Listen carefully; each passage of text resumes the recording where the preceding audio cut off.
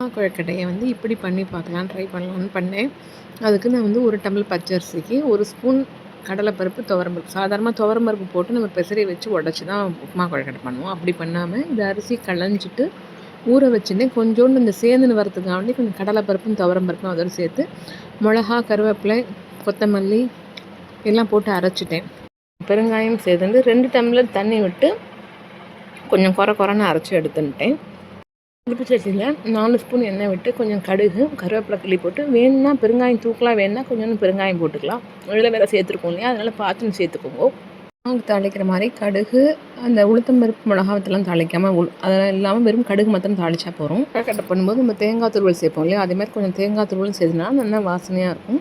அப்புறம் இது எல்லாமே தேங்காய் துருவலையும் போட்டு அந்த அரைச்ச மாவை வந்து இந்த தாளிச்சு கொட்டில் போட்டு நல்லா கிளறணும்.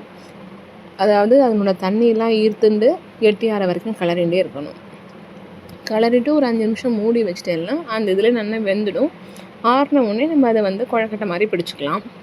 வந்து புழுங்கல் அரிசிலையும் பண்ணலாம். சாதாரணமாக எப்போதும் உடச்சிட்டு தான் உப்புமா கிளறி அதை கொழுக்கட்டை மாதிரி பண்ணுவோம் இல்லையா, அதே மாதிரி பண்ணாமல் இது கொஞ்சம் டிஃப்ரெண்ட் டைப்பாக இருக்கும். டேஸ்ட்டு குழந்தைகளுக்குலாம் ரொம்ப பிடிச்சிருந்தது. உப்புமா கொழுக்கட்டைனா கையால் தொட்டால் உதுந்துற மாதிரி ஆகிடும். இது வந்து நல்லா கொஞ்சம் மாவு பசை மாதிரிங்கிறதுனால இறுக்கமாக இருக்கும். சில பேருக்கு இந்த டேஸ்ட் பிடிக்கிறவா இதே மாதிரி ட்ரை பண்ணி பார்க்கலாம். ஆறின உடனே நல்லா தண்ணியை தொட்டு நம்ம அதை கொழுக்கட்டை மாதிரி உருட்டி வச்சுட்டு ஒரு விசில் விடலாம், இல்லைன்னா ஆவியில் காமிச்சா கூட போதும், நல்லா வெந்திருக்கும். அது வெந்து எடுத்துட்டேன்னா கொழுக்கட்டை வந்து சுட சுட சூப்பராக இருக்கும். நம்ம வந்து அன்றைக்கி நான் வெத்த குழம்பு பண்ணனால வெத்த குழம்பே தொட்டுன்னு சாப்பிட்டோம், சூப்பராக இருந்தது. உப்புமா கொழுக்கட்டை ஒரு தடவை வந்து இதே மாதிரி பண்ணி பார்த்து எப்படி இருக்குன்னு சொல்லுங்க.